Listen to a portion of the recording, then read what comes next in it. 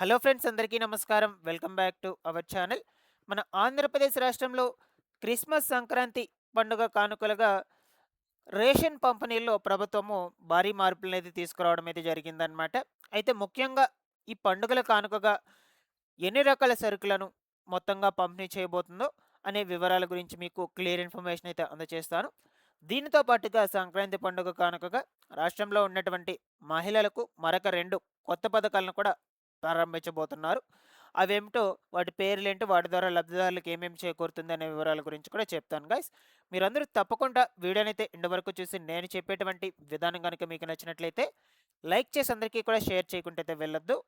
First time గనుక ఎవరైనా ఛానల్‌ని విజిట్ చేయడానికి వచ్చినటువంటి వాళ్ళు ఉన్నట్లయితే ఛానల్‌ని సబ్స్క్రైబ్ చేసుకునేసి పక్కనే ఉన్నటువంటి బెల్ ఐకాన్ క్లిక్ చేసి ఆన్‌లో అయితే పెట్టుకోండి.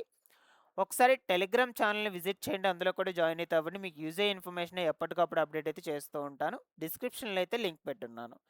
లేట్ చేయకుండా టాపిక్‌లో గనుక వచ్చేసినట్లయితే, మనకు ఈ క్రిస్మస్, సంక్రాంతి పండుగ కానుకలుగా ప్రభుత్వము ఈ ఉచిత రేషన్ పంపిణీ విభాగంలో మార్పులు, చేర్పులనైతే చేసిందండి. రేషన్ షాపుల్లో ఇవి కొత్తగా అయితే పంపిణీ చేయబోతున్నారనమాట. ఓకేనా? అవేమిటో ఇప్పుడు చూద్దాం. బియ్యంతో పాటుగా జొన్నలను పంపిణీ చేయబోతున్నారు. అండ్ అలాగే గోధుమ పిండి. దాని తర్వాత వచ్చేసి త్వరలో రాగులు కూడా పంపిణీ చేయబోతున్నట్లు చెప్తూ ఉన్నారండి. ఇక అలాగే బియ్యం కోటాలో కొద్దిపాటి మార్పులనైతే తీసుకొచ్చారనమాట.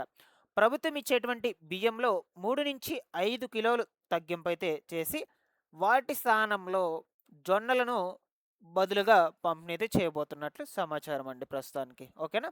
ఇక గోధుమ పిండిపై భారీ రాయితీ అయితే ఇస్తూ ఉన్నారనమాట. మార్కెట్ ధర రూ. 64 కిలో అయినట్లయితే రేషన్ షాపుల్లో రూ. 16కి మాత్రమే ఈ గోధుమ పిండి అయితే అందచేయబోతున్నారనమాట. ఓకేనా? ప్రతి రేషన్ కార్డ్‌కి ఒక కిలో ప్యాకెట్ అయితే అందచేస్తారు. ఈ గోధుమ పిండి అనేది. అది కూడా రూ. 16కి మాత్రమే. తక్కువకే. రూ. 16 పే చేసుకొని మీరు ఈ యొక్క గోధుమ పిండి ప్యాకెట్ అయితే పొందొచ్చనమాట. ఒక రేషన్ కార్డ్‌కి ఒక్క ప్యాకెట్ మాత్రమే వస్తుంది ఆ డబ్బులకి. అయితే జనవరి 1 తారీఖు నుంచి రాష్ట్ర వ్యాప్తంగా ఇవన్నీ కూడా అమల్లోకి అయితే రాబోతున్నాయన్నమాట. దీంతో పాటుగా ఇంకొక ముఖ్యమైన అప్డేట్ ఏంటి అంటే, పీడీఎస్ బియ్యం బస్తాలపై క్యూఆర్ కోడ్ ట్యాగ్ కూడా చేస్తూ ఉన్నారు. అక్రమ రవాణాకు ఇదైతే చెక్ పెడుతూ ఉన్నారు. దాని తర్వాత కందిపప్పు పంపిణీపై కూడా ప్రభుత్వం కసరత్తు అయితే చేస్తూ ఉంది. జనవరిలోనే అవకాశం అయితే కల్పించబోతున్నట్లు సమాచారం అండి. సో, ఈ విధంగా మనకు రేషన్ పంపిణీలో కొత్తగా ఈ 2026 సంవత్సరానికి సంక్రాంతి పండుగ కానుకగా మార్పులైనటువంటి వాటినైతే తీసుకురాబోతున్నారు. ఓకేనా? సో, మీకు ఇవైతే కొత్తగా యాడ్ చేసి పంపిణీలైతే చేస్తూ ఉన్నారండి. ఇందులో ఏమైనా డౌట్స్ ఉన్నా కూడా కంపల్సరీగా అయితే కామెంట్ సెక్షన్‌లో అయితే అడగండి. ఓకేనా? వీటితో పాటుగా మనకు చంద్రన్న కానుకల కింద రేషన్ బ్యాగ్స్, ఉచిత రేషన్ బ్యాగ్స్ కూడా పంపిణీ చేసే ఛాన్స్ అయితే ఉండొచ్చు. నేను ఖచ్చితంగా అయితే చెప్పడం లేదు. సో, పంపిణీ చేస్తారని అనుకుంటున్నాను. దాంట్లో ఒక 6 రకాల సరుకులైనటువంటి వాటిని నింపి, ఆ బ్యాగ్స్ అనేటువంటి వాటినైతే కూడా రేషన్ కార్డ్‌కి ఒక రేషన్ కార్డ్‌కి ఒక బ్యాగ్ కింద పంపిణీ చేసే ఛాన్స్ కూడా ఉండొచ్చనమాట. ఓకేనా? సో, ఏదేమైనా మీకు ఎప్పటికప్పుడు అప్డేట్ అనేది అందజేస్తూనే ఉంటాను గైస్. ఇకపోతే మీరు థంబ్‌నెయిల్ మీద చూస్తున్న విధంగా మహిళలకు రేపు సంక్రాంతి పండుగ కానుకగా, అది కూడా డ్వాక్రా సంఘాల మహిళలకు మాత్రమే మరొక 2 కొత్త పథకాలను అమల్లోకైతే తీసుకురాబోతున్నారనమాట. అందులో మొట్టమొదటిది వచ్చేసి ఎన్టీఆర్ విద్యాలక్ష్మి పథకం కావచ్చు. రెండవది వచ్చేసి ఎన్టీఆర్ కళ్యాణ లక్ష్మి పథకం అనమాట. ఇక ఈ ఎన్టీఆర్ విద్యాలక్ష్మి పథకం యొక్క ముఖ్య ఉద్దేశ్యం ఏంటి? ఈ పథకం ఎందుకు తీసుకొస్తూ ఉన్నారు? దీని ద్వారా మహిళలకు ముఖ్యంగా ఏమేమి చేకూరుతుంది అంటే, సో, వాళ్ళ యొక్క పిల్లల చదువుల కోసం రుణాలనైతే అందించబోతున్నారనమాట. అది కూడా రూ. 10,000 నుంచి రూ. 1,00,000 వరకు సహాయం అయితే అందుతుందండి మీకు. కేవలం 4% వడ్డీ, అంటే పావలా వడ్డీకే డబ్బులైతే అందచేస్తారనమాట. గరిష్టంగా 48 వాయిదాల్లో ఈ డబ్బులనేది మీకు చెల్లించుకోవచ్చు తిరిగి. No problem. ఓకేనా? సో, ఇక మీరు దీనికి అప్లై చేసుకోవాలి అనుకుంటే, మీ పిల్లలు చదివేటువంటి స్కూల్స్ అయినా కావచ్చు, కాలేజెస్ అయినా కావచ్చు, అడ్మిషన్ లెటర్ కావచ్చు, అండ్ అలాగే ఫీజు రసీదు తప్పనిసరిగా యాడ్ చేసుకోవాలి మీరు. దరఖాస్తులు పెట్టుకున్నటువంటి 48 గంటల లోపల మీకు డబ్బులనేది బ్యాంక్ ఖాతాలకైతే జమ అవ్వడం జరుగుతుందండి నేరుగా. పర్సన్ ఎవరైతే ఉన్నారో వాళ్ళ యొక్క పొదుపు బ్యాంక్ అకౌంట్‌లు ఏవో ఒకటి ఉంటాయి కదా! ఆ బ్యాంక్ అకౌంట్‌లోకైతే జమ అవుతాయి.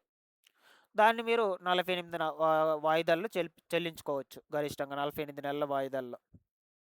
No problem. అదే విధంగా సేమ్ మనకు ఈ ఎన్టీఆర్ కళ్యాణ లక్ష్మి పథకం కూడా అండి. ఈ ఎన్టీఆర్ కళ్యాణ లక్ష్మి పథకం కింద వచ్చేటువంటి నగదు మీరు మీ యొక్క పెళ్ళిళ్ళ కుమార్తెల యొక్క పెళ్ళిళ్ళ ఖర్చులకు మాత్రమే వర్తింపు జరుగుతుంది.